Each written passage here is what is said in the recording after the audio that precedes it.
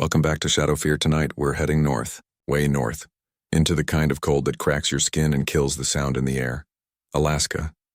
They say the nights here last too long. The dark sinks in through your windows, through your bones. And sometimes, if you stay awake long enough, you start to see things moving out there, in the snow, between the trees. The stories you're about to hear aren't urban legends. They come from real people who lived to tell what happened. Barely.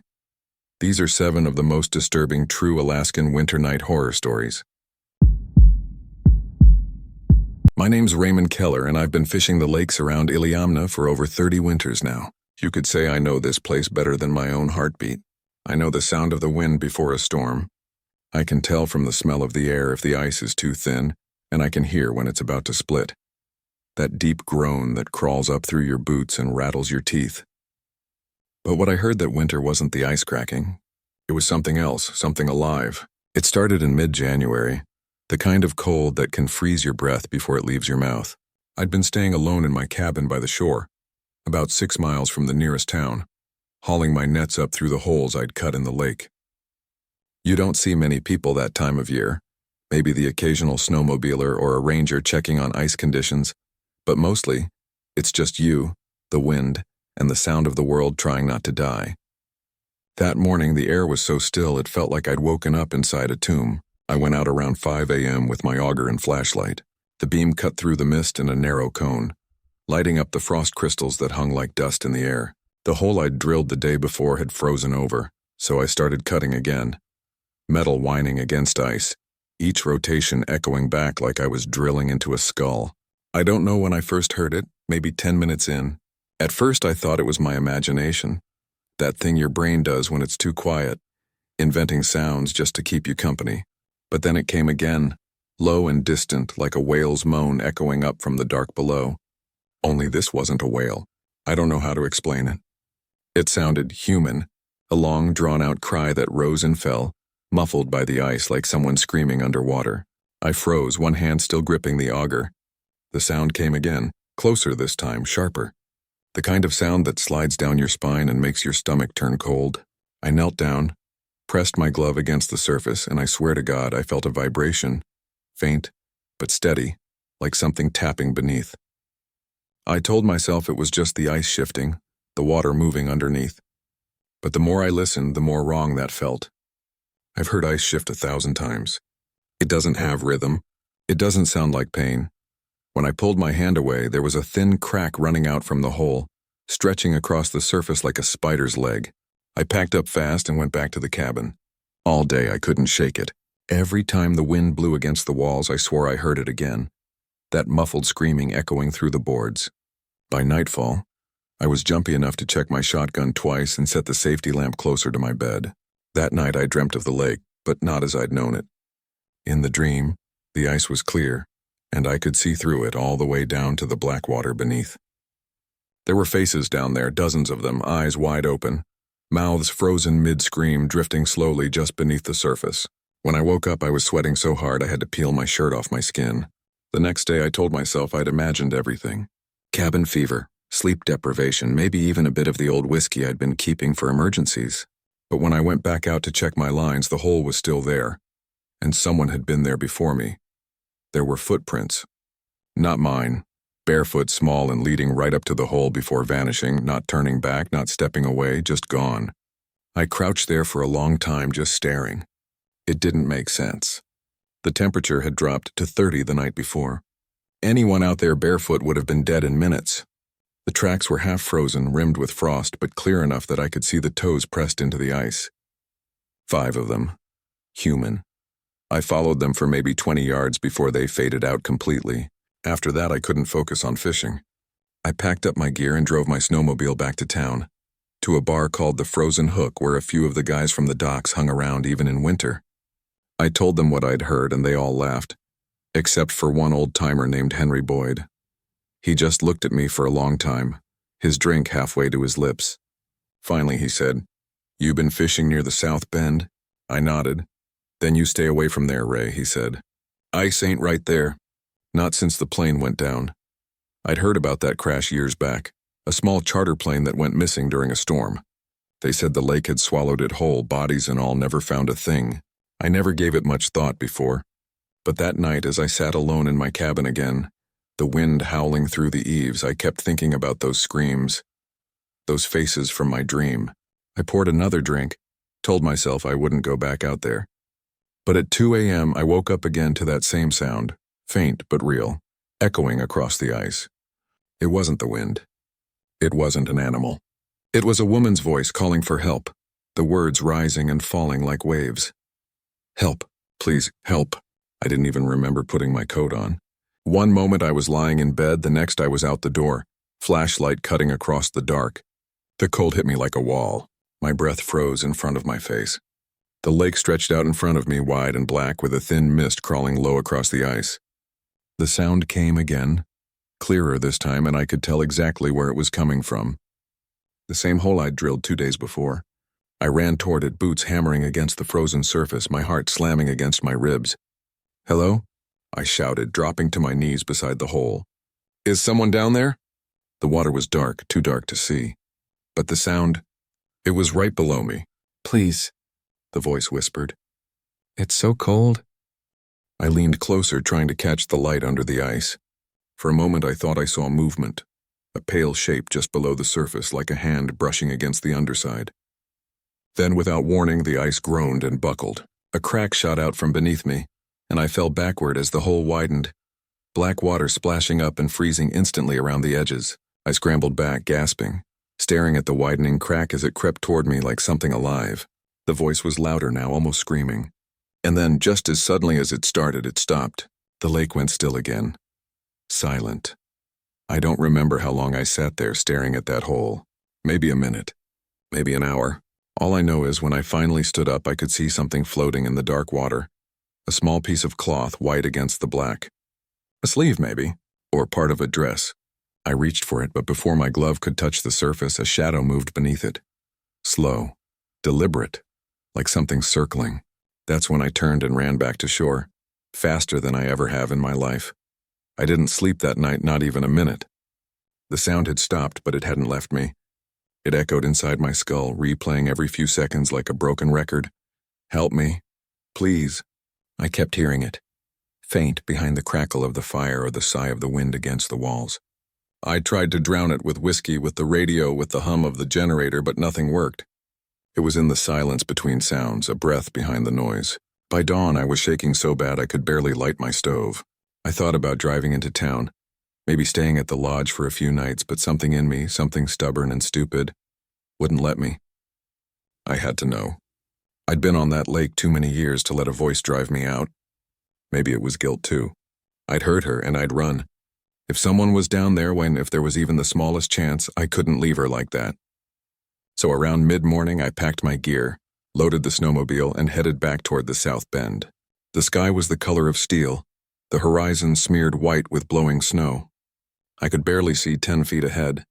Every tree looked like a ghost, every shadow like something crouching, waiting. When I reached the lake, it was so still it might have been carved from glass. The hole where I'd heard the voice was frozen over again, a pale disk of new ice. But something about it looked wrong. The ice around the edges was darker, as if the water below had boiled up through it and then refrozen. I set down my gear and started to drill again, the auger biting into the surface, sending shards flying. The sound of metal grinding against ice was deafening. Every few seconds I stopped, listening, waiting. Nothing, just my own breath rasping through the scarf. I kept going until the hole broke open again, black water glimmering beneath. I dropped my line and light, leaning over to peer down. That's when I saw it. Movement, slow, deliberate. Something pale rising up through the dark. For a second, I thought it was a trick of the light. Then a hand broke the surface. A human hand, white and bloated, fingertips blue, reaching toward me. I jumped back with a yell, falling onto the ice. The hand hung there, trembling slightly before sinking again. The water went black. My mind went white. I don't know how long I sat there staring, waiting for it to come back. It never did. But when I looked closer, I saw something tangled on my fishing line. I pulled it up slowly. A piece of cloth, waterlogged and stiff with ice. It looked like the sleeve of a uniform, the kind pilots wear. There was a pin still attached to it, a small set of wings, silver, corroded at the edges. My heart stopped. Henry's words came back like a hammer blow.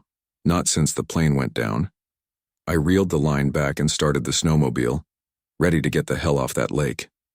But as I turned, the engine sputtered once and died. Just died. No sound, no power. I tried again, nothing. I checked the gas that choked the lines. Everything was fine. It just wouldn't start. That's when I noticed it. The air. It had gone still. Too still. Even the wind had stopped. Then from somewhere beneath the ice came that same low moan. Not far away this time, but right under my feet. The sound built slowly, rising in pitch until it became a scream.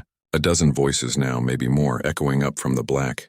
I fell to my knees, clutching my ears, shouting for them to stop, but they didn't. They rose higher and higher until the ice around me began to tremble. Cracks shot out in every direction. I ran, half stumbling, half sliding upon across the lake, the surface splintering behind me. When I reached the shoreline, I turned back. The center of the lake was breaking apart, ice plates shifting and tilting like something underneath was pushing up, trying to surface. For a moment, I thought I saw faces again, pale ovals beneath the water, eyes wide open, mouths stretched in silent agony. Then the ice slammed shut with a sound like thunder and the lake was still again. I stood there shaking, breath clouding the air, trying to convince myself it wasn't real. Maybe the crash had weakened the ice.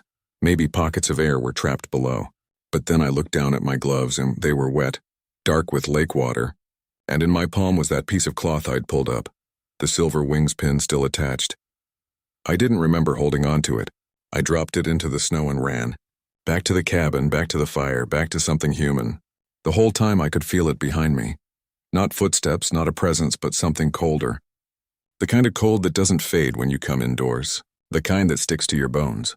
I stayed awake all night, staring at the window. Around midnight, I heard it again. That same voice, softer this time, whispering right outside the glass. "It's cold," it said. "Please." I couldn't move. I couldn't breathe. Then something pressed against the window from outside. A shape, faint, barely visible through the frost. A hand, fingers splayed against the glass.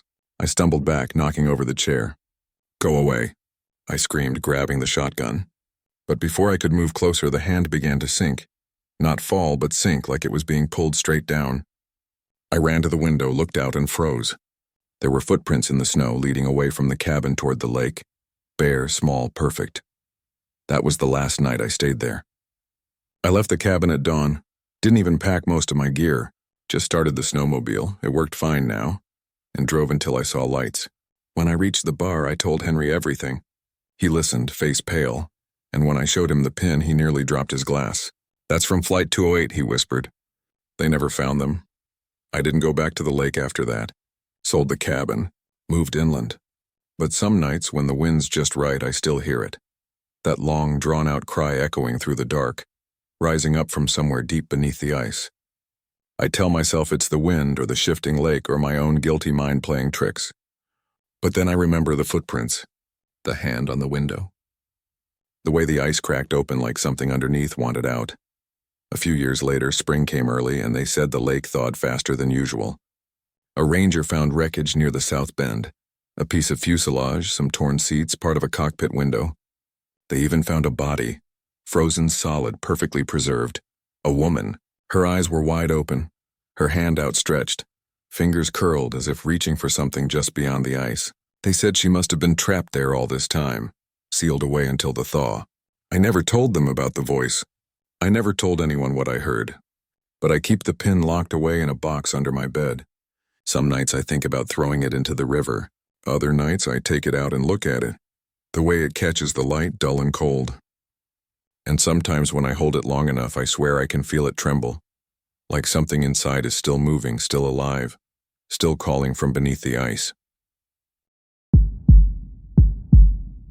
My name's Daniel Reeve, and I've driven the stretch of road between Anchorage and Fairbanks more times than I can count. I know the markers, the frozen pull-offs, the way the snow drifts over the asphalt like waves on a white sea. But that night, God help me, that night I learned just how long a single mile can feel when the dark starts whispering back at you. My wife Hannah was sitting beside me, bundled up in her parka, eyes half closed against the endless hum of the heater. We'd left Anchorage late Later than we should have, and by the time we hit mile marker 49, the snow was coming down so hard I could barely see the hood of the car. The radio had died 2 hours earlier, the signal swallowed by the storm, and the silence between us had grown heavy. It wasn't just the snow. We'd been fighting, about money, about her job in Juneau, about everything that had gone wrong since the move north. I was a contractor between gigs, feeling useless, small. She was the one keeping us afloat. And I think that burned me more than I'd admit. Maybe that's why I didn't stop when I should have. Maybe that's why I kept driving through that curtain of white until the world disappeared and the road beneath us turned to ice. When the car slid, it didn't feel real. It was too smooth, too quiet, like the whole world had been muted. One moment we were moving forward. The next the tires caught nothing but air. The car spun once, twice, and then slammed sideways into a snowbank. The impact knocked the breath out of me. The headlights flickered, then died. For a moment, all I could hear was Hannah's breathing, shallow, quick, and the faint ticking of the cooling engine. I tried the ignition. Nothing. Tried again. Dead. The silence pressed in, thick and absolute. "We'll be fine," I said, my voice shaking. "We'll wait it out until morning." But the look she gave me told me she didn't believe it. Truth is, neither did I. The temperature was dropping fast. The storm outside was building into a full whiteout. The glass was already frosting over. If we stayed in the car, we'd freeze before dawn. That's when I saw it. Through the blur of snow, maybe 50 yards ahead. A faint orange glow, light flickering behind the trees. I thought it was my eyes playing tricks at first, but when I leaned forward, I saw it again. The unmistakable pulse of a fire. Maybe a lantern. "Someone's out there," I said. "A cabin, maybe." Hannah didn't hesitate. "Then what are we waiting for?" We grabbed what we could, flashlight, blankets, a thermos of half-frozen coffee, and stepped out into the storm. The cold hit like a hammer, so sharp it burned. The snow was waist-deep in places, and every step felt like dragging through quicksand. The light disappeared, then reappeared, shifting between the trees like it was moving. We followed it anyway. I don't know how long we stumbled through that storm. 5 minutes, 10, an hour. Time had no meaning in that darkness. But then, out of nowhere, the cabin appeared. It was small, maybe one room. Logs stacked rough and blackened with age. Smoke curled from a chimney and the windows glowed orange. Relief flooded through me so fast I almost laughed. We climbed the steps and knocked. No answer. I knocked again, louder this time. Still nothing. "Maybe they're asleep," Hannah said, teeth chattering. "Or maybe they can't hear us." I tried the handle. It turned easily. The door creaked open. The warmth hit us first, real warmth, thick and smoky, carrying the scent of burning pine. Inside, a fire crackled in the stone hearth. 2 chairs sat nearby, and a pot of something, stew maybe, simmered over the flames. "Hello?" I called. No response. The place looked lived in. Boots by the door, a coat hanging from a nail, plates on the table. Everything in its place, like someone had just stepped out for a moment. Hannah hesitated. "We can't just— We'll leave a note," I said. "We'll explain. Whoever lives here won't mind if we warm up." We stepped inside and shut the door. The silence of the storm vanished instantly. The firelight flickered against the walls, casting long shadows across the room. I took off my gloves, rubbed my hands together, and felt blood returning to my fingers. For the first time that night, I thought maybe we'd be okay. Hannah sat near the fire, her face pale but softening in the glow. "It's beautiful," she murmured. And it was in that old, lonely way. Hand-carved furniture, quilts folded neatly on a cot, even a bookshelf stacked with yellowing paperbacks and a dusty lantern. There was something comforting about it. I poured her some coffee, still lukewarm, and for a moment we just sat there listening to the fire crackle. Then I noticed the stew. The pot over the fire was steaming, bubbling, fresh. Someone had just made it. My stomach growled, but the thought chilled me. Whoever lived here had to be close, maybe even watching us now. "We should leave a note," I said again, more to convince myself. Hannah nodded and went to her bag for paper. That's when I saw it, a second set of footprints, not ours. Smaller, lighter, leading from the back door to the hearth. I followed them with my eyes, and they stopped right in front of the fire. No return tracks, just stopped. I stood there staring, my mind trying to explain it away. Snow melting, uneven flooring, something like that. But the prints were perfect. Each toe, each heel pressed into the dusty wood floor. ending abruptly at the hearth as if whoever made them had walked straight into the flames. My throat went dry. "Hannah," I whispered. "Come look at this." She came over frowning, then went pale. "Maybe they used the back door," she said weakly. "Went out for wood." But when I checked, the back door was bolted shut from the inside. That's when the cabin creaked. Long, low, like something shifting in the walls. The fire guttered, and for just a second I thought I saw movement in the reflection on the window. A shape behind us, tall and thin. I spun around, nothing, just the two of us and the fire. My pulse was racing so hard I could hear it in my ears. "Maybe we should go," Hannah whispered. But outside, the storm howled like a living thing. Leaving wasn't an option. So we did what people do when fear and reason collide. We pretended everything was fine. We ate a little, sat near the fire, and tried not to look at the footprints. Hours passed. Or maybe minutes. Time stretched thin. At some point, Hannah fell asleep on the cot, wrapped in one of the quilts. I stayed by the fire, watching the flames dance. That's when I heard it, the sound of someone walking across the floorboards behind me. Slow, barefoot. The boards creaked once, twice, then stopped. I turned, every muscle tensed. The room was empty. My flashlight was on the table, still pointed toward the window. In the reflection, I saw movement again, something standing just behind my chair. I turned the light around fast, heart slamming. Nothing. But the air had changed. It felt colder, heavier, as if the warmth was being sucked out of the room. Then, from somewhere near the back door, came a whisper. Faint, almost inaudible. "You shouldn't be here." The words slid through the room like smoke. I froze, mouth dry. "Who's there?"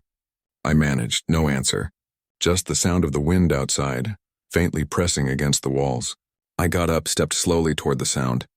The back door still hung shut, bolted tight. But as I stood there, the temperature dropped so fast my breath fogged instantly. I could see it, mist curling in the beam of my light. The smell of smoke thickened. The fire hissed, guttered, then went out, plunging the room into dark. Hannah woke with a start. "Danny," she whispered. I turned back toward her and froze. Behind her, in the pale glow of the dying embers, stood a figure. It was tall. Wrong. Its face half-shadowed, eyes reflecting the faint orange of the coals, and for a heartbeat I thought it looked like me. For a few endless seconds I couldn't move. My brain refused to accept what my eyes were telling it. The figure behind Hannah didn't breathe, didn't blink. It just stood there, half swallowed by shadow, watching us. Its outline shimmered slightly in the dying firelight like heat rising off pavement, except there was no warmth in it, only cold. The longer I stared, the more certain I became that it wasn't a trick of the light. Its head tilted, slow and unnatural, like a curious animal studying prey. My voice caught somewhere between a shout and a whisper. "Hannah," I managed, "don't move." She turned halfway before I could stop her, and then she saw it too. The scream that left her throat was small, strangled, the kind a person makes when their mind is still trying to catch up to terror. I grabbed the flashlight and swung it toward the figure, and in that beam of pale yellow there was nothing. Just an empty wall and the cot where she'd been sleeping. The room felt different after that. The warmth from the fire was gone completely. The air had a heavy stillness to it, like before a thunderclap. Hannah was trembling, her eyes darting around the cabin. "We have to go," she said, voice cracking. "Danny, please, we can't stay here." I wanted to argue, to tell her it was just our nerves, but something deep in my chest told me she was right. Whatever was in that cabin, it wasn't meant to be disturbed. We threw on our coats, stuffed our gloves into our pockets, and reached for the door. But when I grabbed the handle, my hand froze. The metal wasn't just cold, it burned like touching dry ice. I yanked it back instinctively, and the skin on my palm tore open, white frost clinging to the wound. The door wouldn't budge. I slammed my shoulder into it once, twice again, but it was like the wood had fused to the frame. Behind me, Hannah started crying softly. "It doesn't want us to leave," she whispered. I didn't ask her what she meant because I already knew. The boards above us creaked then, slow and deliberate, as if someone or something was pacing the loft. There was no loft in the cabin, not really, just a crawl space under the roof. But the sound was unmistakable, footsteps dragging and uneven. Dust rained down in thin streams, catching in the beam of my light. "Stay here," I said, though my voice was shaking so bad it barely came out. "Don't move." I stepped closer to the center of the room, craning my head upward. "Who's there?" I shouted. The footsteps stopped. Silence. For a moment, I thought maybe it was over. Then something thumped, hard, right above me like a body hitting the floor. Hannah screamed. I turned toward her just as the window beside the cot fogged over from the outside. A single handprint pressed against the glass, small and pale, the fingers long and thin. Then another. And another. I counted 4 before the first one began to smear downward, leaving a wet trail as if the hand were sliding into the snow. That's when the smell hit us. Smoke and rot, thick and wet, like something burned long ago but never stopped smoldering. The fire was out, yet the cabin filled with that choking scent, the kind that clings to your lungs. I stumbled back, coughing, waving the flashlight through the haze, and for just an instant, the beam caught something standing by the hearth. A man, or what used to be one. His skin was pale and cracked, like old wax. His clothes hung in tatters, fused with patches of black soot. His eyes, God, those eyes were dull and gray, like frozen glass. He stared at me with a kind of hollow recognition, and in that moment I knew he'd been the one cooking the stew. He'd been the one by the fire when we came in, and he'd never left. His mouth moved then, dry and soundless, before a low, rasping voice filled the room, echoing from everywhere at once. "You shouldn't have opened the door." I grabbed Hannah's hand and pulled her toward the back. The bolt on the rear door was rusted, but I threw my shoulder into it until the frame splintered. Snow and wind blasted through the opening. We stumbled out into the white half-blind, the storm clawing at our faces. Behind us the cabin glowed faintly, orange light flickering against the trees as if the fire had roared back to life. I risked one look over my shoulder and froze. Through the swirling snow I could see figures moving inside. Not one but several, their outlines twisted in the light, drifting between the windows like smoke. For a moment they seemed to watch us, then fade back into the dark. We ran. I don't remember how long or which direction. The storm swallowed everything, the trees, the road, even the sound of our own footsteps. At some point Hannah collapsed, gasping for breath. I dragged her beneath a tree, wrapped her in the blanket from her pack, and held her close. "It's okay," I kept saying, though my voice cracked on every word. "We're out. We're safe now." But even as I said it, I could see the faint orange glow behind us still flickering through the storm. It wasn't fading. It was as follows. Hours later, or maybe it was morning. I don't know, we saw headlights cutting through the snow. A state trooper had found us. They said we were lucky. Said another hour and we'd have frozen to death. I told them about the crash, about the cabin, about the man we saw. The trooper frowned. "Cabin?" he asked. "There's no cabin at mile marker 49, not anymore."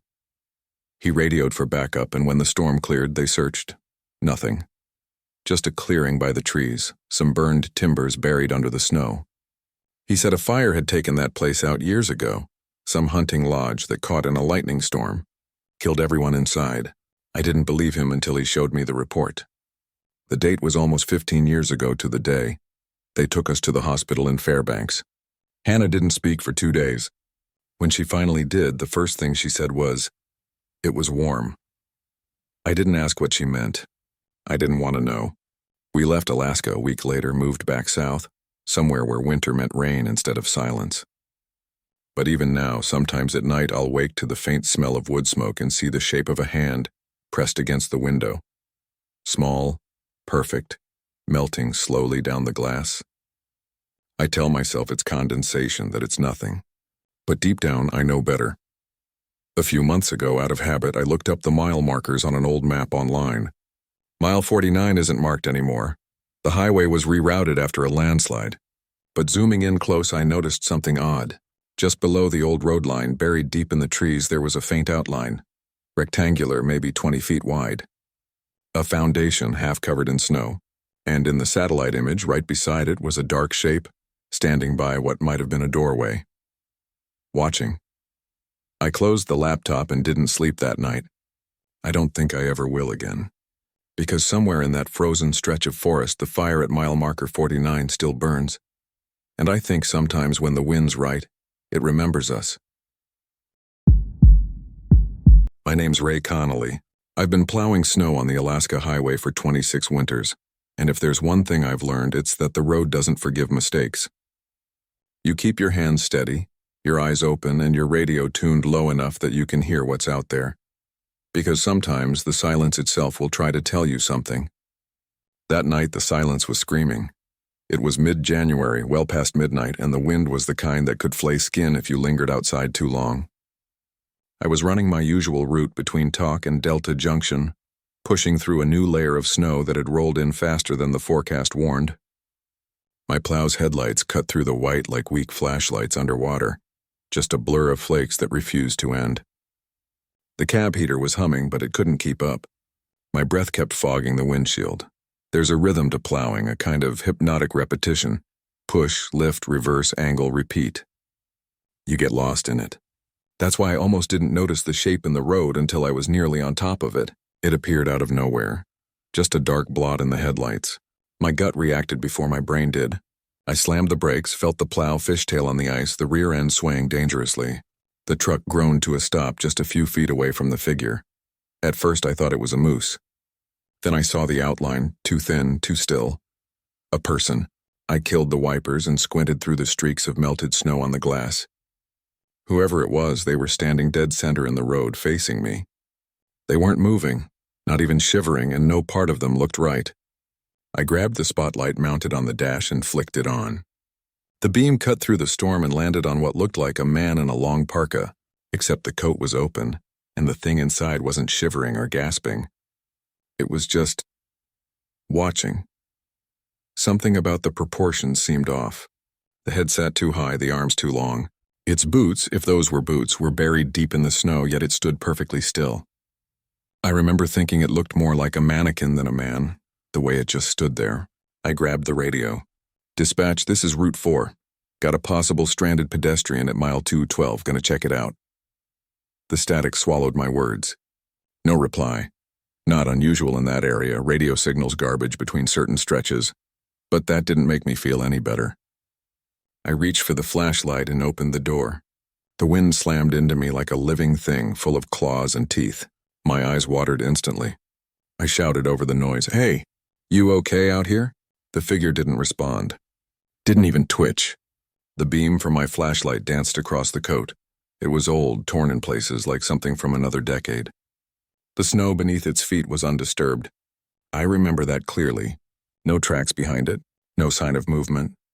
Just the wind howling, the snow swirling around its legs, and me standing there like an idiot trying to convince myself it was real.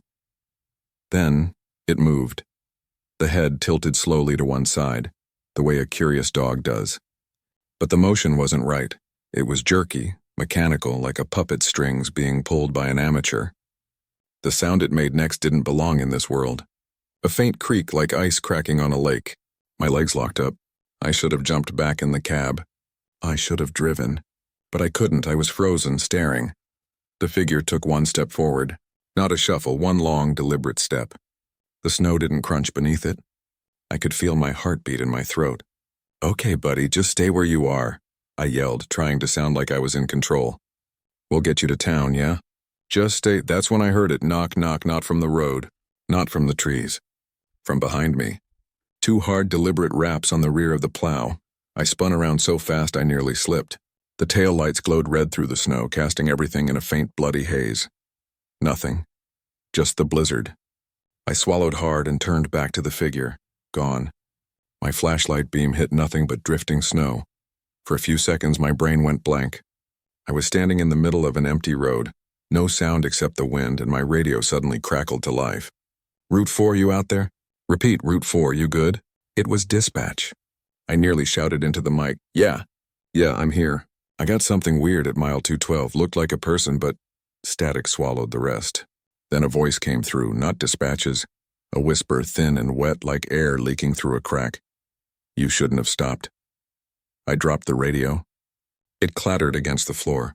My heart was hammering so hard I could hear it in my ears. I scrambled back into the cab, slammed the door, locked it, and jammed the truck into gear. The plow lurched forward, tires spinning before catching. I didn't look back.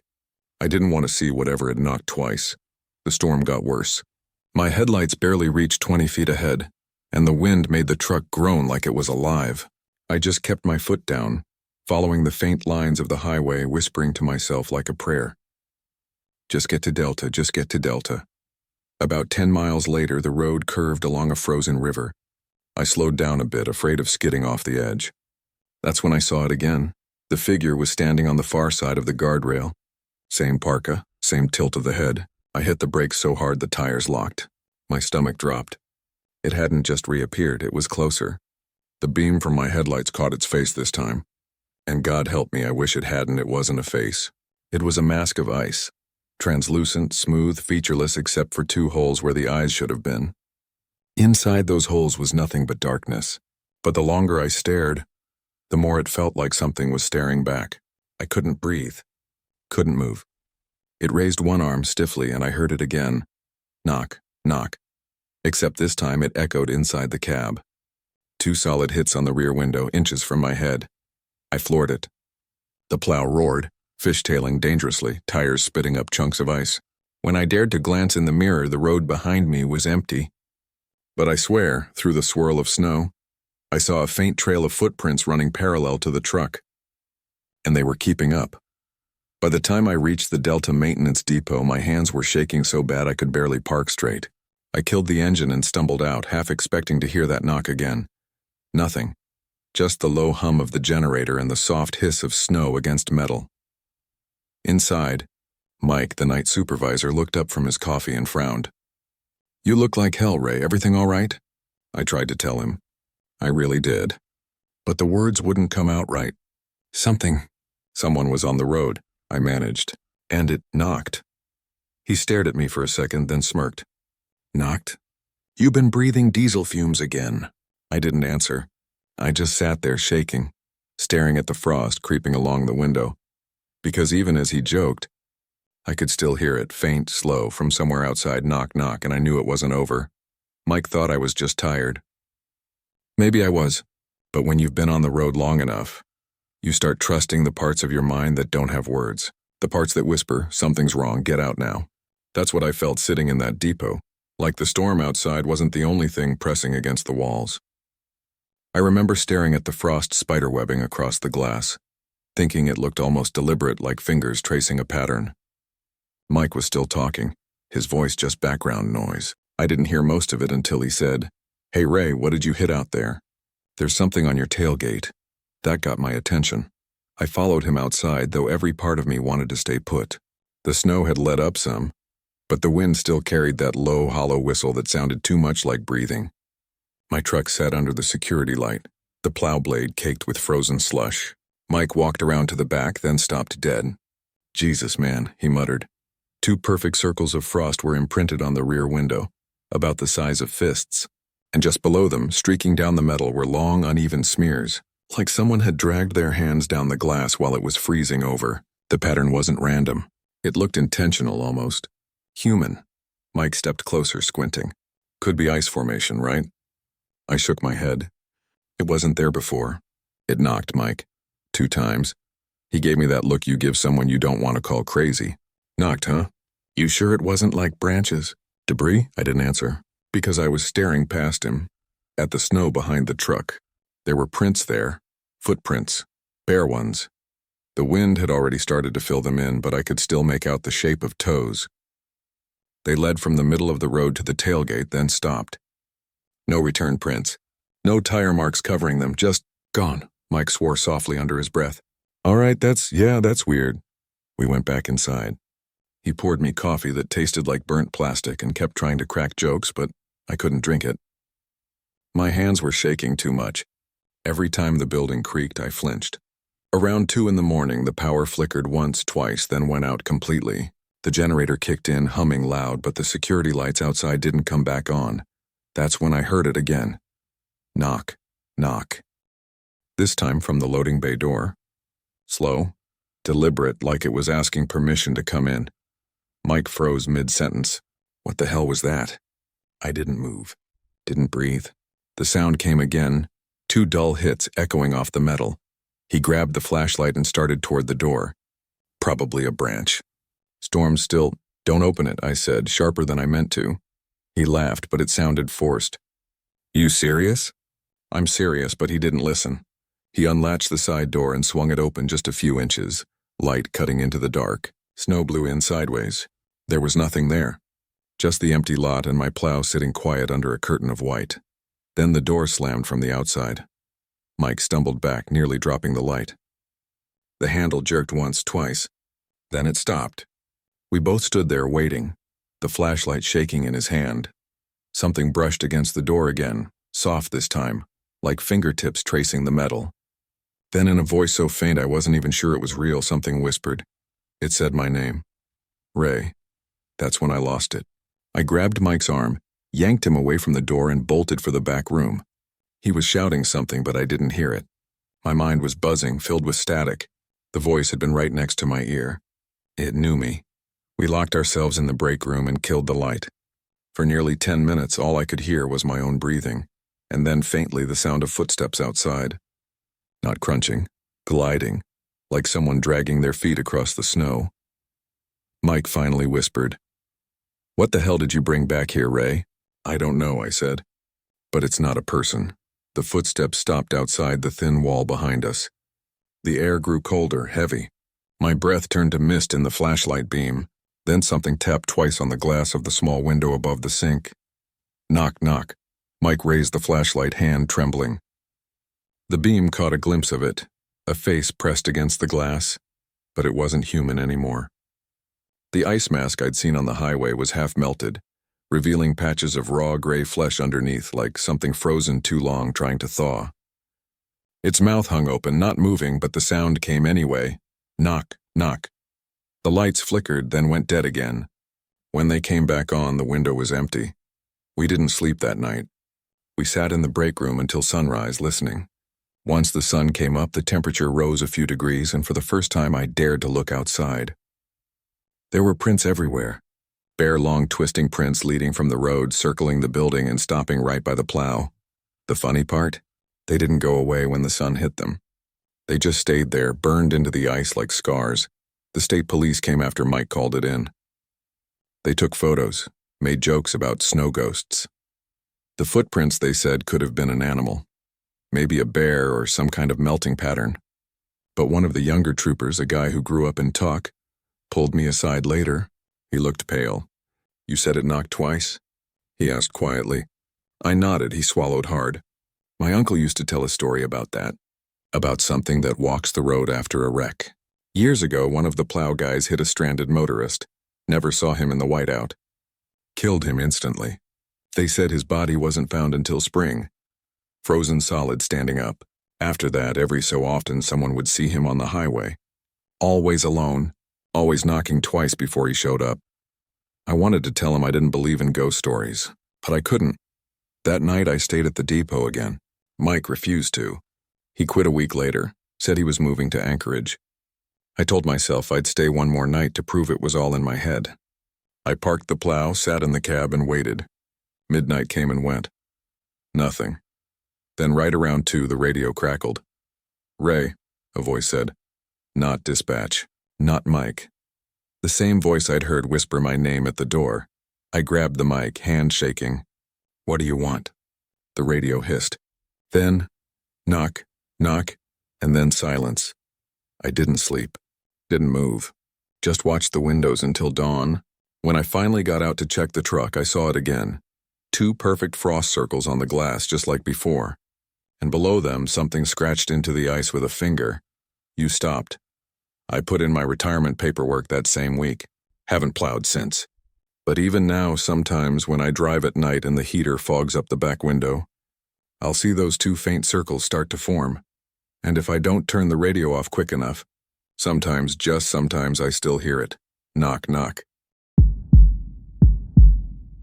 My name's Aaron McKay, and I've worked for the Alaska Division of Forestry for almost 15 years. Most of that time was spent manning outposts deep in the state's interior. Hundreds of miles of pine and silence between you and the next person.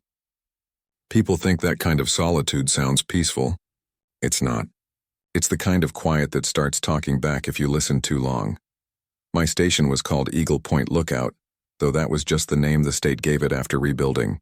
The old Eagle Point Tower, Station 7, burned down in 1999, long before I ever came along. Fire jumped the ridge and took out the structure, the trees, everything. The 2 rangers stationed there didn't make it. Their remains were found a week later in what was left of the radio room, melted into the equipment. The official report said lightning. Locals said otherwise. Anyway, the new tower stood about 5 miles west of the old one, high enough that I could still see the charred scar of the ridge from my window. I was stationed there in December, when daylight lasts about as long as a cigarette. My job was simple: monitor for smoke, check in with dispatch every 3 hours, and log transmissions. It's lonely work, but I didn't mind, or at least I didn't until that winter. It started with static. My first week there, I kept picking up faint interference on Channel 7. At first, I thought it was just the storm. The weather up there does strange things to the airwaves. But this static wasn't random, it had rhythm. Every night around 11:30, my radio would crackle to life for about 30 seconds. The signal was weak, buried under hiss, but it always started the same way. 2 short bursts, 1 long. Almost like Morse code, but off. The first time it happened, I just jotted it down in my log. The second time, I tried responding. Eagle Point dispatch, come in. Nothing. Just the wind howling outside and the radio whispering its nonsense. I turned it down and tried to sleep, but the sound stayed in my head like tinnitus. White noise shaped into words I couldn't quite catch. By the 4th night, the pattern had changed. I was finishing a cup of instant coffee when the radio clicked on again. Only this time there was a voice. It was faint, hollow, like it was coming from underwater. I couldn't make out most of it, just fragments. I'll copy that. Smoke line north. Repeat, copy. I froze. The transmission was old school, clipped and official, the way we used to log fire locations back in the analog days. But our new tower didn't use that frequency anymore. Nobody did. I keyed the mic. Eagle Point to all stations. Who's transmitting on 7? Repeat, identify. Nothing. Then just before the line went dead, I swear I heard someone breathing. Slow, wet, like a man trying to talk with burned lungs. I didn't sleep that night. Next morning, I radioed base about the interference. The dispatcher, Carla, sounded tired but curious. You sure it wasn't reflection from one of the private lines? There's still old copper up there. Maybe, I said, though I didn't believe it. It sounded real. Like someone reporting. Station 7 burned out years ago, she reminded me. Could be the weather-bouncing signals from Fairbanks. Happens all the time, I let it go. But that night I recorded it. I set my phone against the speaker and waited. 11:29, 11:30. Right on cue, the static flared, and then the voice came through again. Clearer this time. Eagle Point, this is McKay, come in. I dropped my mug. Coffee splashed across my boots. I hadn't transmitted anything. I hadn't keyed my mic. But the voice said my name. My name, I fumbled for the receiver. Who is this? Repeat your call sign. The line crackled, warped, and then the voice came again, weaker. Tower's gone. Fire jumped the ridge. They're still here. Then silence. For a long time, I just sat there staring at the radio like it might explain itself. The storm outside was hammering the tower, wind howling through the metal supports. Every time the structure creaked, it sounded like footsteps pacing above me. When dawn finally came, I checked the log. The coordinates transmitted matched the ridge where the old Station 7 used to stand. Nobody should have been there. I hiked out anyway. It was a 5-mile trek through knee-deep snow, but I needed to see it for myself. The forest was eerily still. No birds, no wind through the branches, just that muffled hush that comes before something bad happens.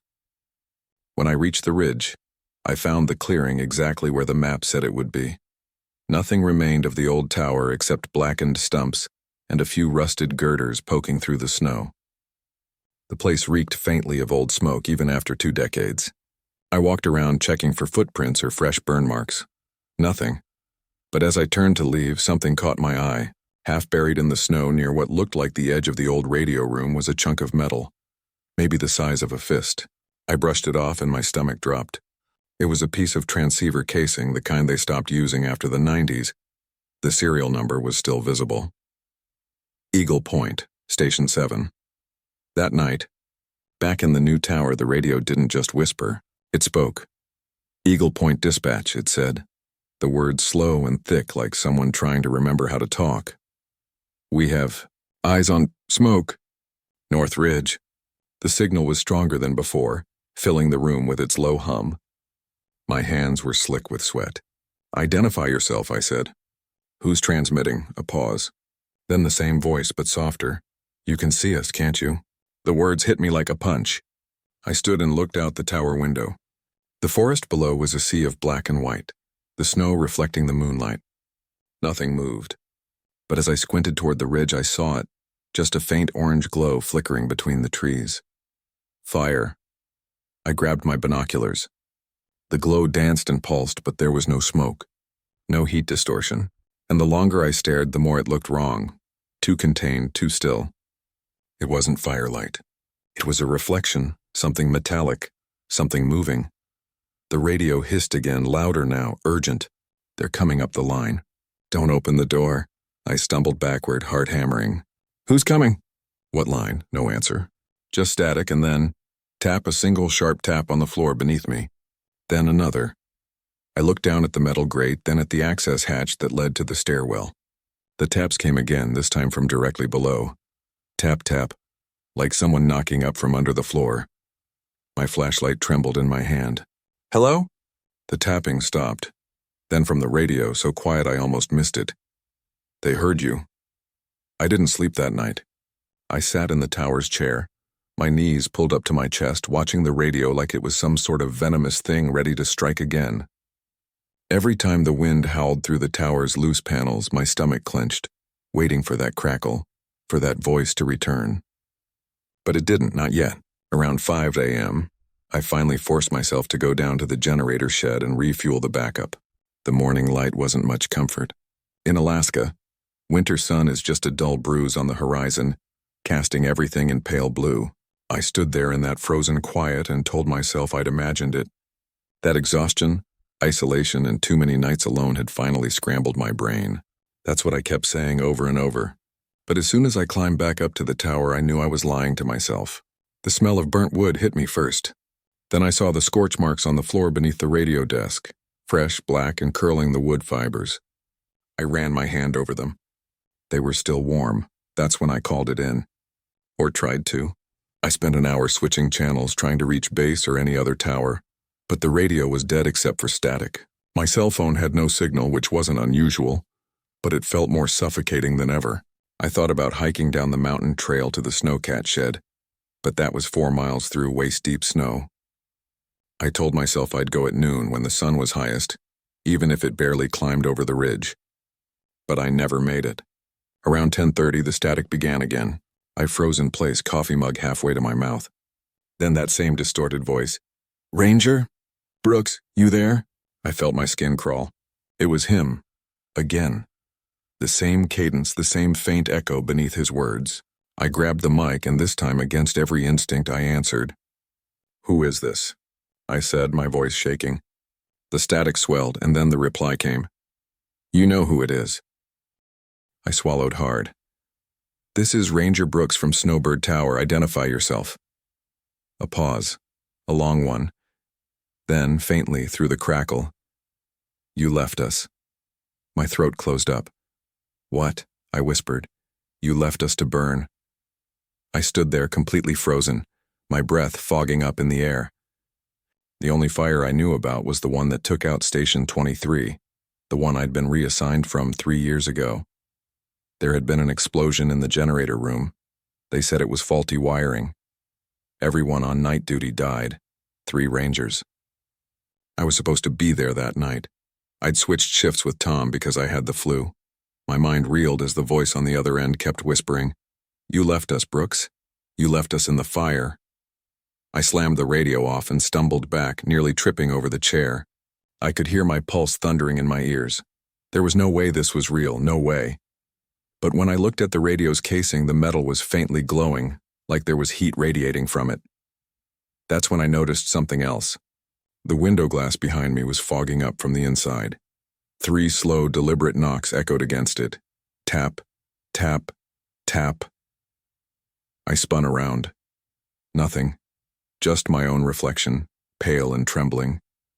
I stayed perfectly still, the silence pressing down like a weight. Then I saw it.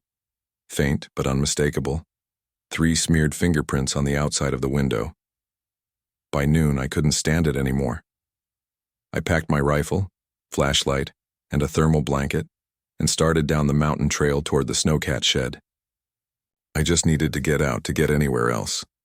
The trees loomed tall and silent, their branches heavy with snow. Every crunch of my boots sounded too loud. Halfway down the trail, I noticed something strange, a blackened patch of ground near the base of a pine tree, as if it had been scorched. The snow around it was melted, hissing faintly in the cold. And when I got closer, I saw a small half-buried sign. It was metal, bent and rusted, but the words were still legible. Station 23. I froze. Station 23 wasn't supposed to be anywhere near this area. It was miles to the east. I had seen the photos, what was left after the fire, nothing but rubble and ash. But here, in front of me, was the same station number plate sitting in the snow. I turned around fast, scanning the trees. The forest was empty. But the air had changed. It smelled faintly of smoke. I hurried down the trail, my hand shaking so bad I nearly dropped the flashlight. When I finally reached the shed, I yanked the door open and stopped dead. Inside, sitting in the snowcat's driver's seat, was a figure. The head slumped forward, one arm dangling, a charred patch spreading across the parka's back. I stepped closer. The smell was unbearable. Burnt fabric, scorched flesh. When I reached for the shoulder, the head lifted. The eyes were gone, black sockets where they should have been. And the mouth opened, slowly, unnaturally, and whispered, "You left us, Brooks." I screamed, stumbled back, and slammed the shed door. My breath came in ragged gasps. I ran. I don't even remember the path. I just ran up the mountain, tripping, slipping, clawing at tree roots to pull myself forward. I didn't stop until the tower came into view again. When I burst inside, the radio was on. No static this time, just a faint looping transmission. Fire at Station 23. Repeat. Fire at Station 23.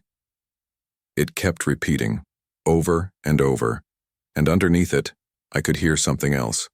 Faint. Human. A chorus of voices whispering my name. That night, the wind didn't sound like wind anymore. It sounded like breathing. I stayed awake till dawn, clutching the rifle, eyes fixed on the radio. When the first light crept over the ridge, I turned it off. I packed my things and I left. I didn't even bother to report in, just hiked down the mountain until I reached the highway. A week later, they sent another ranger to Snowbird. He lasted 3 nights before requesting reassignment. Said he kept hearing someone call his name over the radio. Said the wood around the console smelled like burnt flesh. I've never gone back to Alaska since. I moved south, took a desk job in Oregon. Sometimes I still dream about that night, about the voice saying my name. And sometimes, just before I wake up, I can hear static in my ears and faintly through the hum someone whispering, "You left us, Brooks." My name's Daniel Pierce. I've hunted across half of Alaska's frozen wilderness since I was old enough to hold a rifle.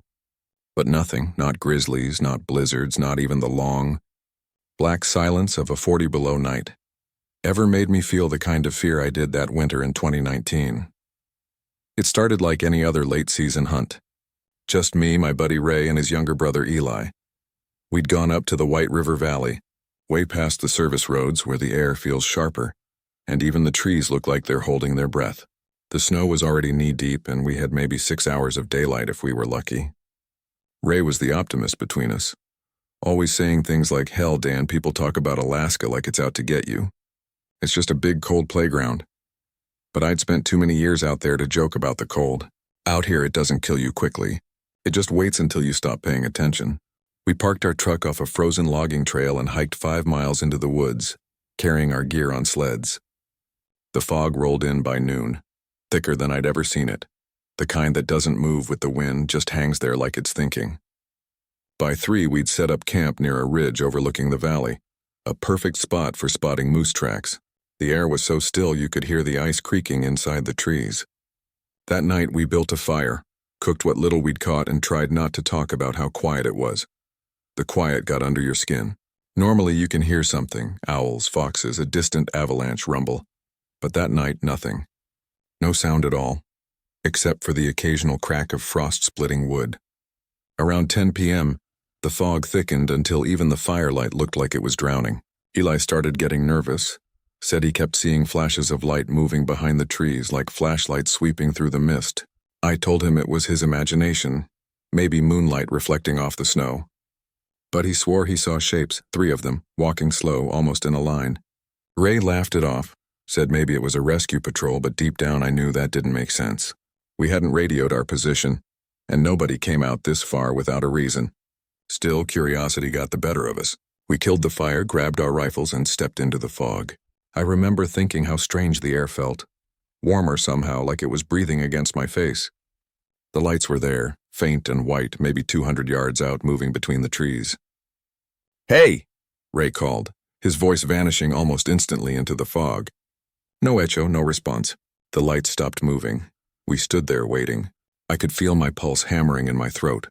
Then, one by one, the lights started drifting toward us. Not walking, not swaying like flashlights, just gliding. Eli whispered, "They're coming." I told him to stay calm, keep the rifle steady. Ray said maybe they were snowmobilers lost in the fog, but we didn't hear any engines. Just that deep, terrible silence. Then as they got closer, I noticed something wrong. The lights weren't casting shadows. They weren't bouncing off the trees or the snow or us. They were just glowing floating spheres, maybe the size of softballs. Pale white with a faint green shimmer around the edges, like Aurora trapped inside glass. They circled us, slow at first, then faster until the air buzzed like static. The fog started swirling around us, twisting upward in tight spirals. I could feel the hairs on my arms stand straight up even under my coat. Eli panicked first, fired a shot straight into one of the lights. The gunshot cracked through the silence like a bomb, but the sound didn't echo. It just died right there. The light he hit flickered once, then split into 2 smaller orbs, both brighter than before. That's when Ray shouted, "Back to camp!" And we ran. The fog was so thick we could barely see our boots, but somehow we found the flicker of our dying campfire. The lights followed us, silent and steady, keeping perfect distance. We backed into the tent, zippered it shut, and just sat there panting. Eli kept mumbling that we'd pissed them off. I told him to shut up, to breathe, but truth is I couldn't breathe either. My lungs felt tight, like the air itself didn't want us there. Outside, the lights moved slowly, circling the tent in perfect rhythm. You could see their glow through the canvas, pale and pulsing. Ray tried the radio, but it was nothing but static. I took out my GPS and the screen was blank, no signal, just a flat gray map with our coordinates gone. Around midnight, the fog began to hum. Not loud, just a low vibration like the sound a generator makes behind a wall. The snow under the tent trembled. The lights outside brightened, and I swear to God I heard voices in that hum. Not words, just whispers, hundreds of them. Layered and soft, like people talking through water. Ray said we needed to make a run for the truck. I told him we'd never find it in this fog. Eli was shaking, staring at the tent zipper like something was about to come through, and then we saw it. A faint handprint pressing into the canvas from the outside. Just one, then another lower down as if someone or something was crawling. I raised my rifle and pointed it toward the sound. Another handprint and another until there were dozens all pressing inward. Ray shouted and we fired through the tent wall. The lights outside flared white-hot. I had to cover my eyes. Then everything went silent. No hum, no fog movement, just dead quiet again. We didn't sleep. Just sat there frozen, waiting for dawn. Around 4 a.m., the fog began to thin. I could see shadows of trees again, faint outlines of the ridge. We unzipped the tent slowly. The lights were gone. The handprints remained, frozen into the snow like they'd been burned there. Not imprints, but dark shapes, as if the snow had melted beneath invisible fingers. We packed up fast. Didn't even bother with breakfast. The plan was to get to the truck, drive south, and never talk about it again. But the trail we'd taken was gone. Completely gone. Our footprints ended 20 feet from camp, swallowed by untouched snow. The compass spun uselessly. Ray tried to orient us by the ridge, but it looked wrong somehow. Shorter, flatter, like we were on the wrong side of it. We walked for hours in what we thought was the right direction, but the fog kept returning, thicker each time. The light never changed, always that same dull gray, no sunrise, no shadows. Around midday, we saw them again. 3 faint lights in the distance, just hovering. This time they were lower, closer to the ground, maybe 100 yards out. I told Ray not to move, but Eli was already walking toward them, muttering something I couldn't make out. When I grabbed his arm, he turned on me, his face pale as bone. "They're calling me," he whispered. "Don't you hear them?" His voice sounded distant, not quite like his own. Ray tried to pull him back, but Eli tore free and walked straight into the fog. We shouted his name until our throats burned. The lights faded and the fog swallowed him. We waited for hours, but he never came back. When night fell again, the lights returned. Dozens of them this time, surrounding us from every direction, pulsing in slow rhythm, like breathing. I remember thinking that maybe Eli was still out there, walking among them, glowing like they did. The air was warmer again, almost comfortable, and the snow around us began to melt in perfect circles. Ray started whispering, "They're not here to hurt us." But his eyes looked glassy, unfocused. I wanted to believe him. I really did. Then, just before the fog swallowed the stars completely, one of the lights broke formation and drifted toward us. It stopped right at eye level, less than a foot away. I saw my own reflection inside it, warped, stretched, and then gone. I don't remember much after that. Just a flash of white and the sound of snow hissing like boiling water. When I came to, I was alone. When I woke up, the world was gray. Not the kind of gray that comes from dawn or snow clouds, but a dull, choking gray that pressed against my eyes and lungs. I was lying face down in the snow, my rifle half buried beside me, the cold gnawing at my fingers like teeth. For a long time, I couldn't tell if it was day or night. The fog was still there, thick, alive, swirling in slow patterns that almost looked like it was thinking. My first thought was of Ray and Eli. I shouted their names until my throat cracked, but my voice just died in the mist like a match going out in the wind. The sound didn't travel. It didn't echo. It was like the fog ate it whole. I forced myself up, legs stiff and trembling, and started walking. Every direction looked the same. Endless snow and that damned fog curling between the trees. I kept thinking if I could just find the camp or even our truck, something familiar, I'd be okay. But after an hour, I realized I was walking in circles. My own footprints were gone, erased by something that wasn't the wind. It was then I started hearing the voices. At first faint, a soft, almost musical hum beneath the fog. Then clearer, whispers, overlapping like a crowd murmuring just out of sight. I froze and turned in every direction, but there was no one there. The whispers grew louder, closer, until I could almost make out words. My name. They were saying my name. Over and over, like they were testing it, tasting it. Daniel, Daniel. The sound came from everywhere and nowhere. I covered my ears, but it didn't help. It was inside my head, vibrating in my skull, and then out of the fog a shape moved. Just one at first, human, tall, wearing what looked like heavy winter gear. I staggered forward, waving my arm. "Ray," I called. The figure didn't answer. It just stood there, still as stone. When I got closer, maybe 30 feet away, I saw that its head wasn't right. The outline was wrong, stretched. And where the face should have been, there was light. A pale flickering light that pulsed like a heartbeat. I stumbled back, tripped on a rock, and hit the snow hard. When I looked up, there were more of them, dozens, all standing still, half seen in the fog, all glowing faintly from the inside, like lanterns wearing human shapes. They began to move, slowly at first, drifting closer, their feet never quite touching the ground. I turned and ran. I didn't care where. My lungs burned and my eyes watered from the cold, but I just kept running. Every few seconds I'd look back and they were still there.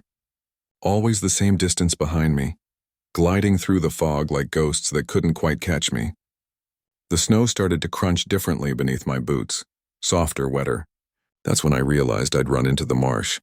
The marsh shouldn't have been there, not this far up the ridge, but it was. Black water under a thin crust of ice, reeds poking through like broken fingers. The fog thickened even more, swirling in slow, hypnotic spirals above the surface. I stopped at the edge, panting, and looked back. The glowing figures had stopped. They stood there just beyond the tree line, their light flickering faintly in the mist. For a moment, everything went quiet again, and then I heard a splash. Not from them, from the middle of the marsh. Something was moving under the ice.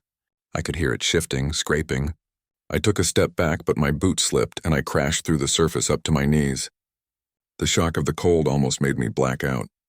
As I struggled to pull free, something brushed against my leg. It wasn't a branch. It was a hand, I screamed and yanked myself backward, crawling on all fours until I hit solid snow. The ice where I'd fallen began to bulge upward, cracking, groaning like it was breathing. The fog above it glowed faintly, and then I saw them. Faces, hundreds of them just under the surface, staring up at me through the ice. Eyes open, mouths moving, whispering my name. Their voices merged with the hum of the fog until I couldn't tell what was real anymore. I don't remember running, but somehow I made it back to the tree line. I must have wandered for hours, maybe days. The light never changed, time didn't mean anything. My food was gone, my water frozen solid. Eventually I saw something, a dark shape rising through the fog. At first I thought it was another figure. Then I realized it was a cabin. The windows were shattered, the door hanging off one hinge, but there was smoke coming from the chimney. Smoke. I didn't even stop to think. I stumbled inside, half delirious from exhaustion. The interior was old, rotting logs, floor half covered in snow. But the stove in the corner was glowing faintly, a few embers still alive inside. I threw in what dry wood I could find and crouched near it, shaking uncontrollably. For the first time in what felt like forever, I felt warmth. I must have fallen asleep because when I opened my eyes again, it was dark. Darker than I thought possible. The fog had seeped in through the cracks, pooling inside the cabin like smoke. I couldn't see the door, couldn't see my own hands. Then through the haze I saw them again. Lights, dozens of them hovering just outside the broken windows. They didn't move at first. Just waited, watching. Then one of them drifted inside through the gap in the wall. The air shimmered around it, heat and cold colliding. I could hear whispering again, faint but distinct. "Eli," I said without realizing it. The light pulsed, and for a split second I thought I saw his face inside it. Twisted, distant, terrified. I reached toward it, and it flared brighter, burning the air. The whisper turned into a scream. I stumbled back, knocking over the stove, embers scattering across the floor. The fire caught instantly, climbing the walls in seconds. I tried to grab my pack, but the door slammed shut. The lights outside pressed closer, their glow bleeding through the wood. The last thing I remember before blacking out was that humming, louder than ever, and the feeling of something pulling at me, dragging me through the fog. When I woke again, I was lying beside the road, 15 miles south of White River. A snowplow driver found me curled up on the shoulder, half frozen, mumbling incoherently. They said I'd been missing for 4 days. The search party found our camp, tent torn apart, rifles left behind, and 2 sets of footprints leading into the fog that never came back out.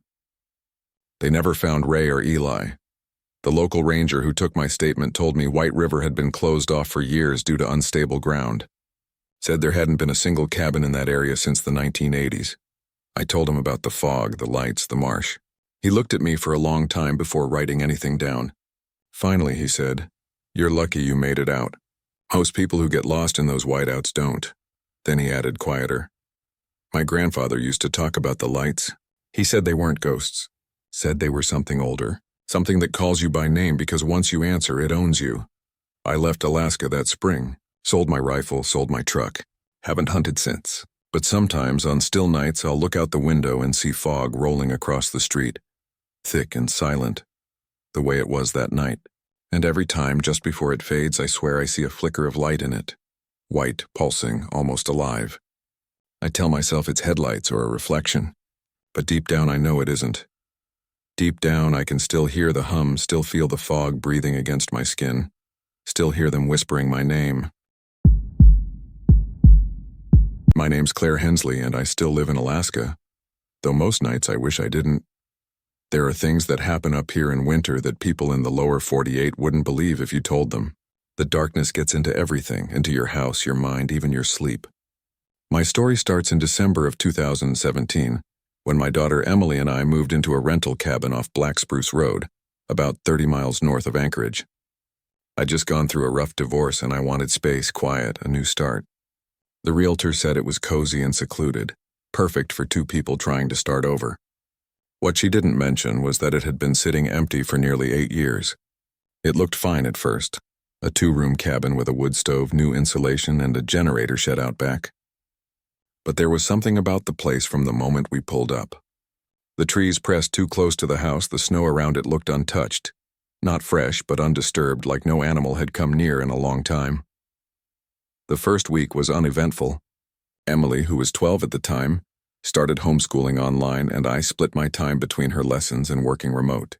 The nights were long, of course. Up here the sun sets around 3 in the afternoon, but we kept the place warm and well lit. I slept fine until the 7th night. That's when the knocking started. It was just after midnight, and I woke up to 3 sharp knocks on the front door. Not pounding, not scratching, just 3 precise knocks. I thought maybe it was wind or a branch, but when I checked the window, the night was dead calm. I stood there for a full minute listening. Nothing. Then, just as I turned back toward the bedroom, 3 more knocks. Louder this time. I grabbed the flashlight and peered out the window, sweeping the beam across the porch. No footprints in the snow. No movement. The sound had been too solid to be my imagination. I waited another minute, then went back to bed telling myself it was just wood settling in the cold. The next morning, Emily asked if I'd been up late. I said no, and she said she'd heard knocking too, only she thought it was coming from her window, not the door. That unsettled me, but I didn't want to scare her. I checked the windows for branches that might be hitting the glass, but there weren't any. That night, I made sure the porch light was on and the door was bolted. Around 1 in the morning, the knocking came again. 3 sharp raps, slow and deliberate. I froze in bed, holding my breath. Then Emily's voice called softly from her room, "Mom?" I got up, heart hammering, and went to her door. She was sitting up, eyes wide. "It's doing it again," she whispered.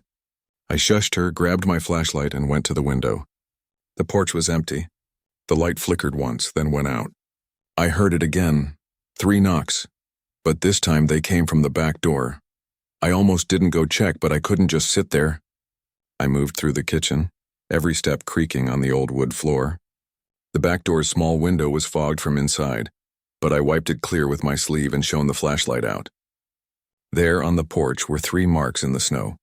Not footprints exactly, but impressions deep and perfectly round, like someone had pressed 3 bowls into the surface. I stood there until my legs started to shake. Then I locked the door and dragged a chair under the handle. The knocks didn't come again that night, but I didn't sleep either. The next morning, I called the realtor. She sounded nervous when I told her what happened, like she already knew something. She admitted that the last tenant had left suddenly after a few weeks, citing unexplained disturbances. She didn't elaborate. "I wanted to leave right then, but I didn't have the money." So I told myself we'd stick it out until spring. That night, I lit every lantern and candle I could find. I even left the radio on for noise. Around midnight, I heard it again, 3 knocks. This time from the wall near the living room, not the door. A low, hollow sound like knuckles on wood. Emily screamed from her room. I ran to her. She was pointing at the window, whispering, "There's someone out there." I looked, and for a split second, I saw a figure in the snow. Tall, thin, standing just beyond the porch light. The face was hidden in shadow, but what I remember most was how still it was. Not moving, not breathing. Just standing there like it was waiting. I shouted, "Get away," and hit the window with my hand. The figure didn't move. Then the porch light flickered again, and it was gone. Just gone. I grabbed the rifle I kept by the stove, ran outside barefoot before I could think better of it, and swept the flashlight across the yard. Nothing but snow and trees. The footprints, though, those were real. They weren't normal. Too long, too narrow, like someone had walked barefoot but dragged their toes. They led away from the porch into the trees, then vanished after 20 feet, as if the person had simply stopped existing. I went back inside, locked every door, and stayed up till morning. Over the next few days, the knocking became routine. Always 3 times, always at different spots. Sometimes the door, sometimes the walls, sometimes the window frames. Never random, never rushed. Slow, measured, like it wanted me to count. One afternoon, while Emily was napping, I went outside with a shovel, trying to dig out the generator shed behind the cabin. The snow there was packed tight, harder than it should have been. When I finally broke through the top layer, I found something underneath. 3 stones, each perfectly round and smooth, laid in a straight line. They were warm to the touch, even in sub-zero weather. That's when I heard the whisper. Faint, right beside my ear, though no one was there. It said my name, just that. I dropped the shovel and ran inside. By the 6th night, I was unraveling. I'd blocked every window with blankets, sealed every draft, but the knocks still came. Always 3. Always just when the house went quiet. Emily stopped sleeping in her room and started sharing my bed. She'd cling to me and whisper that it was outside calling her name now. I told her it was just the wind, but she shook her head and said, "The wind doesn't sound like Daddy." That broke me. I didn't know what to say, so I just held her tighter. I didn't want to believe her, but the truth was I'd started hearing it too. Between the knocks, sometimes in the static of the radio, a voice, low, familiar, saying my name in the tone my ex-husband used when he was angry. The night before everything ended, I decided to stay up and wait for it. I sat in the living room with the rifle across my knees, the clock ticking loud in the silence. At exactly 12:17 it came, 3 knocks, this time on the door. Not timid, not hesitant, firm, like someone wanted in. I aimed the rifle at the sound. "Who's there?" I shouted, no answer. Just the wind beginning to moan through the trees. Then from behind the door a voice said, clear as anything, "Claire!" "Let me in." My stomach dropped. It was his voice, my ex-husband's. But he'd died 6 months earlier in a car accident. I hadn't told Emily that part yet. I didn't move. Didn't breathe. The voice came again, softer. "Claire, it's cold out here, please." My hands were shaking so bad the rifle clattered on the floor. Then 3 more knocks, and slower, almost gentle. "Let me in." I don't remember pulling the trigger, but I did. The shot tore through the wood, echoing into the night. Silence followed. Total silence. I waited, then ran to the window. Nothing but smoke from the gun. No body, no footprints. The only thing left was the echo of my name still hanging in the air. When I turned around, Emily was standing in the doorway crying. "Mom," she whispered. "He says it's my turn now." After that night, something inside the cabin changed. It wasn't just me hearing it anymore. Even during the day, the air felt heavy, charged like the moment before lightning strikes. I didn't sleep, barely ate. Emily stopped talking much, just stared out the window as though she expected something, or someone to appear. I called the nearest state trooper outpost 2 towns over, told them someone was harassing us, knocking on our cabin every night. They said they'd send someone as soon as the road cleared. That road never cleared. The storm that week was one of the worst of the season, wind screaming off the mountain like a freight train. For 2 more nights we were completely cut off, and the knocking didn't stop. That next night, the 8th since the first knocks, was the worst one yet. It started at the back door this time. 3 slow raps just before midnight. Then silence. I didn't move. I just sat on the floor with Emily, my back against the wall, rifle in my lap. Then came 3 more knocks, this time from the wall behind us. We both froze.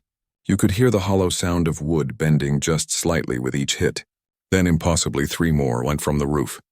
Emily started to cry quietly, and I wrapped my arm around her. I whispered, "Don't answer it. No matter what you hear." Around 1 a.m., the generator started to sputter. The lights flickered once, twice, then died. The cabin went pitch black.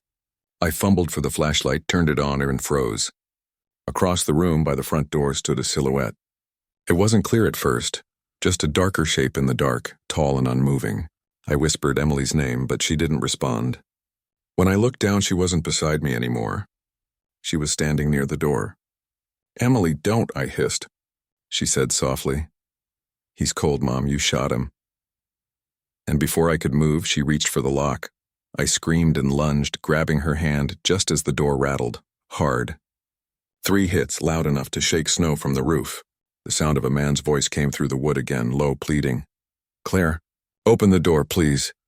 I yanked Emily back, slammed the bolt down, and dragged her to the middle of the room. The knocking stopped. Then we heard something scrape against the walls, slow and steady, like fingernails tracing the length of the boards. I remember every sound vividly. The wood creaking, the wind dying down, the way the air pressure shifted like a storm rolling inside the house instead of outside. Then the whisper again right beside my ear. "You let me in once." I must have blacked out at some point, because the next thing I remember is the gray light of morning leaking through the curtains. Emily was asleep, her small hand clutching my arm so tight it had gone numb. I got up, legs trembling, and looked outside. The snow was piled nearly 4 feet high against the porch. But there were footprints now. Dozens of them circling the cabin, bare human footprints. The strange thing was they didn't lead to or from the house. They just stopped and started again, as if whoever made them had appeared out of nowhere, walked a few steps, and vanished. That afternoon, I found the phone line dead. No service, no radio signal. I tried the truck, but the engine wouldn't even turn over. Battery drained clean. That's when I decided we couldn't wait for help.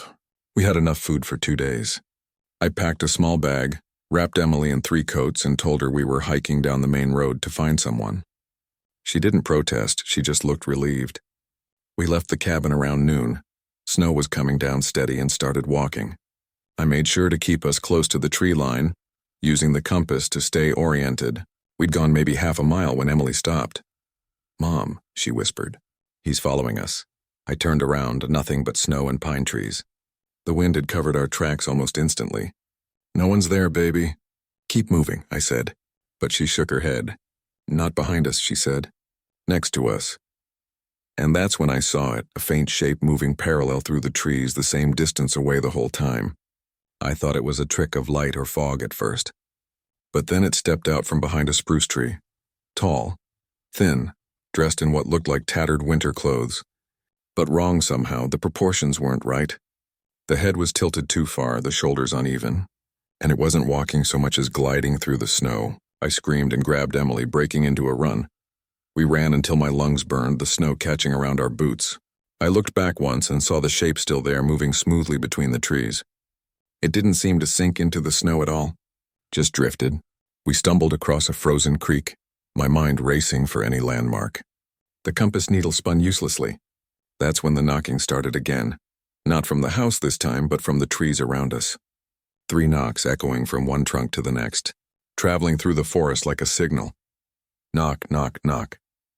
We ran until we found the old ranger station. Half buried in snow, the sign barely visible.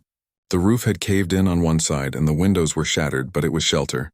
We barricaded the door with a fallen beam and huddled in the corner.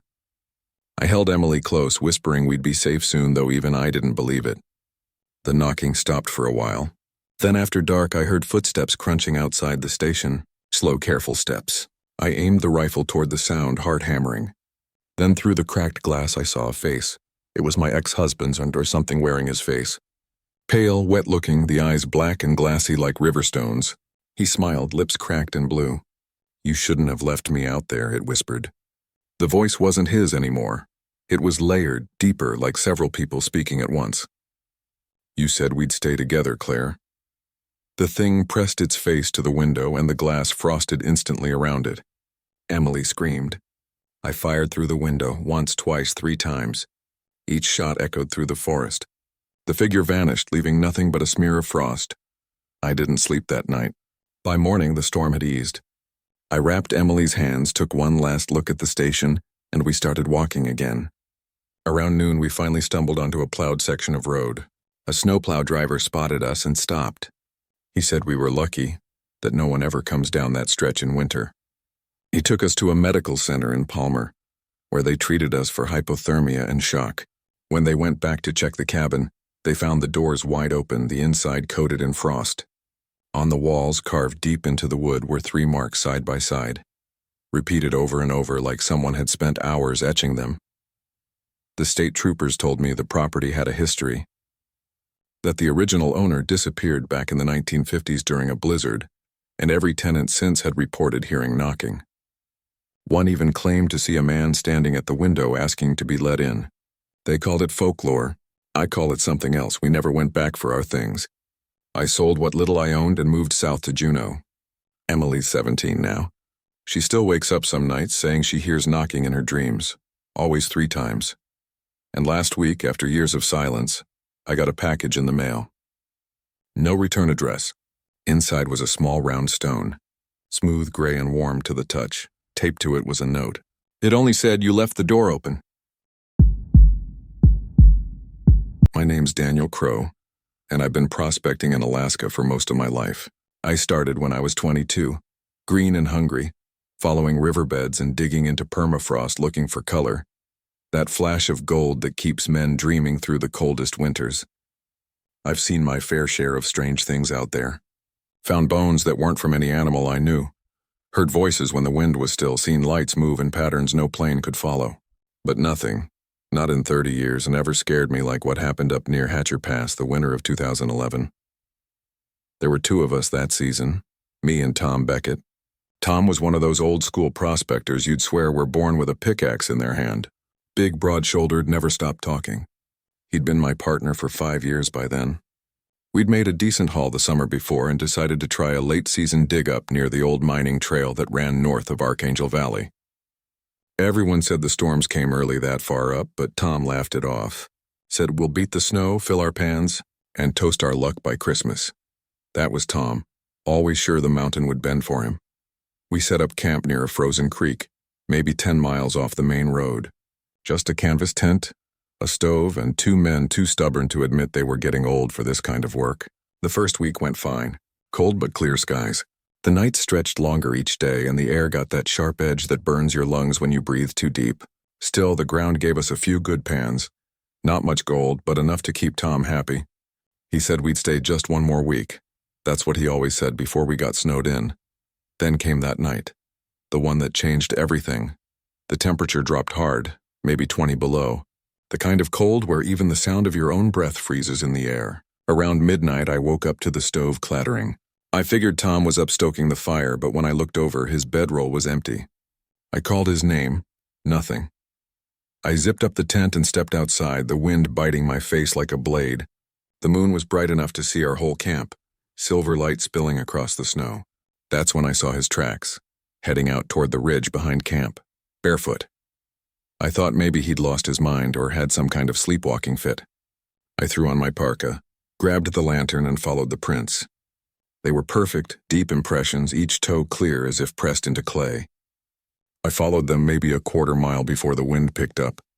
Then I started hearing it. A low, steady sound like someone humming under their breath. It was faint, carried through the cold air, but it was coming from ahead of me near the old trail. I called out, "Tom, you out there?" The humming stopped. For a second, there was only the sound of wind in the spruce trees. Then I heard his voice, low and strange, like it was echoing through a tunnel. "Danny, why, come look." Something in his tone made my stomach twist. It wasn't Tom's usual voice. It had that hollow sound you hear when someone's talking from too far away, like a radio with bad reception. I followed the sound up to the ridge. The snow was knee-deep, the lantern struggling to cut through the fog rolling down the slope. I finally saw him about 50 feet ahead, standing dead still in the middle of the trail, naked from the waist up. His skin was pale blue, steam curling off him in the moonlight. "Jesus, Tom," I shouted. "You're gonna freeze to death." He didn't move. Didn't even blink. I hurried toward him, but the closer I got, the more wrong everything felt. His breath wasn't fogging the air. His eyes were wide open, not blinking, not moving. Just frozen that way. His mouth hung open like he'd been caught mid-scream. I stopped a few feet away, my legs shaking so hard I could barely stand. The expression on his face was pure terror.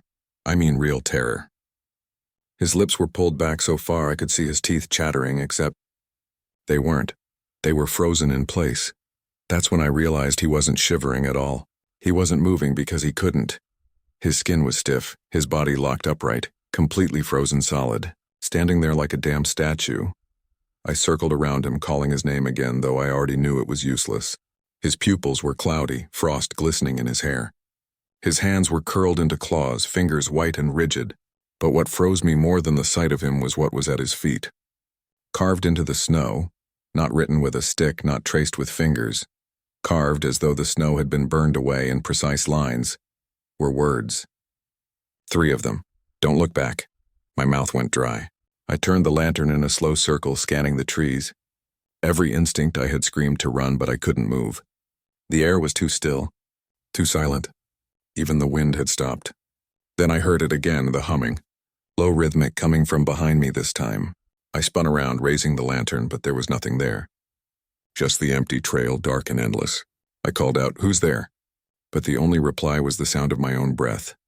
That's when the smell hit, sharp and metallic like ozone after lightning. My skin prickled. The snow under my boots vibrated just slightly, like something was moving underneath it. Then Tom, frozen solid Tom, made a sound, a tiny crackling noise. His jaw twitched, just barely, like the ice around it was shifting. I stumbled backward, tripping in the snow. The humming grew louder, closer, but I still couldn't see a thing. I scrambled to my feet and ran. I don't remember much of that sprint back to camp. just the crunch of snow and the sound of something following. Not footsteps exactly, but a dragging noise, slow and heavy. When I reached the tent, the lantern slipped from my hand and shattered, plunging me into darkness. I dove inside, zipped it up, and just sat there clutching the rifle, waiting for the sun to rise. But the knocking started before it did. 3 knocks, soft at first, then harder, coming from outside the tent. I thought maybe I'd imagined it, until I heard the voice again. Tom's voice. "Danny," it said, slow and slurred, like his mouth was full of snow. "You left me there." I wanted to scream but couldn't. I just pressed the rifle to my chest and waited. The voice came again, closer. "It's so cold, Danny." Then was silence. When dawn came, the tent flap was open. No prints, no blood, no sign of anyone having been there. I packed what I could carry and started down the mountain. Took me 6 hours to reach the ranger station. They sent a search team up that afternoon. When they came back, they said they found Tom exactly how I'd described him. Frozen, standing up, eyes wide, mouth open. They didn't mention the carving in the snow, but when I pressed them, one of the rangers just said, "You saw it too, huh?" He didn't elaborate. They brought Tom's body down in a tarp, solid as a statue. When they thawed him at the coroner's office, they found something strange. His internal organs were shattered, like glass. Not frozen, but broken apart. The coroner said it was impossible. Said no known temperature could do that, but it did. And that wasn't the end of it. 3 nights after I came home, I woke up to that same humming sound. Low, steady, coming from outside my window. When I looked out, the snow was untouched, except for one thing. 3 words carved into the drift below my porch. "You looked back." For 3 days after that message appeared in the snow, I didn't leave my house. I couldn't. Every time I looked out that window, I expected to see him standing there, Tom, just as I'd found him that night on the trail. Frozen stiff, his face twisted in that awful scream. I didn't sleep much, and when I did, I dreamed of the mountain. In those dreams, I'd be standing on that ridge again, the wind screaming through the trees, and I'd see him. Only this time, he wasn't frozen. He was walking toward me, slow and deliberate, each step cracking the ice underfoot. And just before he reached me, I'd always wake up to that same sound. 3 knocks somewhere in the house. By the 4th night, I convinced myself I was losing it. Isolation does strange things to the mind, especially after years of listening to wind howl through empty valleys. So I tried to reason with myself. "It's trauma," I said aloud. "Shock. Survivor's guilt."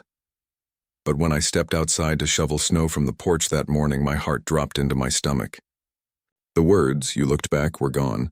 In their place, carved deeper into the drift like someone had scraped them with a knife, were new ones. "It's coming." I swear to God, I almost packed a bag and left right then. But something stopped me. Maybe it was morbid curiosity, maybe guilt, or maybe I knew deep down that no amount of distance would matter. I made coffee, sat by the window, and waited for night. That evening, I got a call from the ranger I'd spoken to earlier, the one who'd found Tom's body. His name was Harris. He said there'd been an incident at the morgue. His voice was tight, strained, like he didn't want to tell me. Apparently, when they went to move Tom's body for transfer, the attendants found his posture had changed. He wasn't standing anymore. He was bent forward slightly, like he'd taken a step. They thought it was a temperature shift, but Harris said there were marks on the floor beneath the table. 3 long scratches, parallel, etched deep into the tile. He asked me if I'd ever heard any kind of sound out there before Tom froze. I told him about the humming. He went quiet for a long time before saying, "You need to stay inside tonight, Mr. Crow. Lock your doors. Don't look outside for any reason." That's when I knew it wasn't just me. The storm rolled in around dusk. Thick snow, heavy wind. One of those nights where even the sound of the world disappears.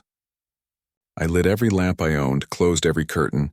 Still, around midnight, I started hearing it again, faint at first, like a memory. Low, rhythmic humming coming from somewhere outside. I tried turning on the TV, the radio, nothing drowned it out. It grew louder, closer. Then the knocking started.